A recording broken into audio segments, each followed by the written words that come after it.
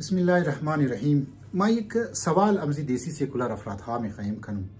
که اینها مگمو پرچار سیکولاریزم منی پرچار ازیر منی که سیکولاریزم هی راه نجات بشریت است. ما فقط یک عاجزانه سوال که شما میگین سیکولاریزم باید دین دمزو چارچوبی فردی خو قرار بگیره، مسجد باید قرار بگیره، مسائل اجتماعی و مسائل سیاسی و مسائل حکومتی باید اینترفیر نکنه و بسیار دیگه شما فریادهای از این مکتبر که سمیستی نظام ور میزین که بسیار خوب است. ما شما سوال منم خب بر فرض که شما ده حق باشین که سیکولاریزم راه نجات از ماست،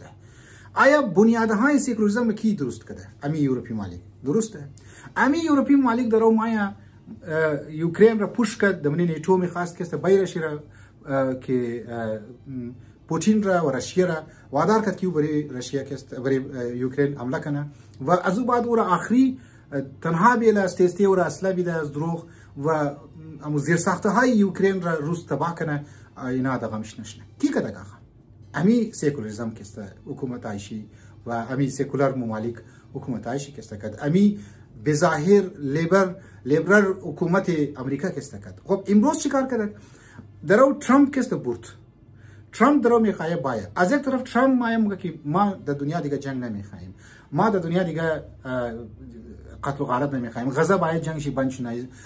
لبنان باید جنگ شی بند شونه فلان از این گواه درو که است مگه. لیکن امی که در جنوری میخواه و حرف بال کنه، یعنی دو ماه بعد یا یک ماه بعد که است او بایدن در رفتو یوکرین اجازت میده که دور برد میزایل ها، یعنی فاصلهش بسیار طولانی است، تو میتونی در خاک روسیه تو حمله کنی. یعنی رفتو همون بری آتش تیل که است میندازه، درسته؟ باز بعد که است یوکی مایم میگه که مو پشت یوکرین ساده است و امیتر چندان ممالک های دیگه فینلند شد یا سویدن شد یا از کارها که سویدن خو باقاعده دمنی ملک از خاطری ورلد وار 3 که است درو پامفلت رایی من کتابچه درو تقسیم من که برای جنگ جهانی سوم شما انتر آماده باشین. واقعا و از اون بعد در طول تاریخ متوقنی کلینتون او توقنی بوش او توقنی اوباما توقنی امی بایدن یا خودی ترامپ کی پیش دفعه حکومت دادشی بود و امی در یورپی ممالک توقنی شما توقن انصاف کنین، انصاف که جنگ ها را کی در انداخته، القاعده را کی جور کرده، حتی خود از 9/11 را که برای ورلد ترید سنتر که حمله شد داکومنتری جور شد که یک خود ساخته حمله کسته بوده، خود ساخته حمله بوده.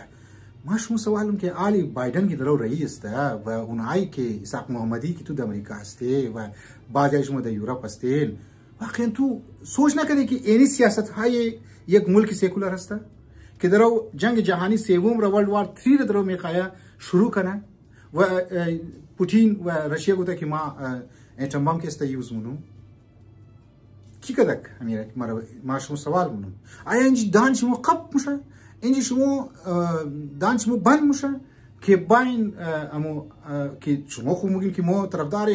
حقوق انسانی است، ما خو یومنیزم مو پرچارشی منی یعنی سیکولار افراد ها که منی مکتب از ما هر کدام مذهب باید دمزو چارچوب خو باید زندگی کنه و دزنا کس کار نداره. مو میکنی که خونا درو دنیا رو تباه کرد، افغانستان رو تباه کرد، سوریه رو تباه کرد، یمن رو تباه کرد، غزه رو تباه کرد. از او بعد بس منافقت از نارتوخو که مایا اتلیم که اگر بنیامین نتانیاهو که اگر باید اتلیم اور گرفتار تو چی اونجی 50,000 نفر از بین رفته، معصوم طفلهای معصوم و زنها کشته شده، غزه و در لبنان درو کشته موشه دارم تو مایی گرفتارم، تو گرفتار نمیتنی. لابیای از ندمونی ممالک های شما از لحاظ اقتصادی قدر خود مضبوط کرده شما نمیتنین. اینا عوام فریبی است، دنیا فریبی است. سیکولار افراد از ما هم دیسی سیکولار افراد از ما هم اینها حقایق را نمیتونه بگه. تو وقتی که ما یک ملک سیکولر را که حمایت شی منوم و پرچار شی منوم یا چون که سیکولاریزم از اونجی نشأت گرفته و ما هم سیکولار هستم، وقتی که بابی تو، وقتی که کلان تو، وقتی که رئیس تو، چیرمن تو، هر کس که تو درو مگی لیدر تو او درو فساد پیلاو منه، خود تو چرا خلاف شی آواز بال نمونی؟ چرا خلاف شی آواز بال نمونی؟ ای سوال شما است که واقعا بر یک روز دیگوتا که تنها بشی و بر سرچ کو که ظلم هایی که امی دنامی آزادی کی اینا کدن و فساد هایی که در اینا دنیا انداختن و غارتگیری کی اینا در افریقای مالک کدن کی کدن امی سیکولر ملک ها کدن به ظاهر نهره بسیار خوب میزنه لیکن حقیقت اینها دنیا را تباه و برباد کرد. و السلام علیکم و رحمت الله و برکاته.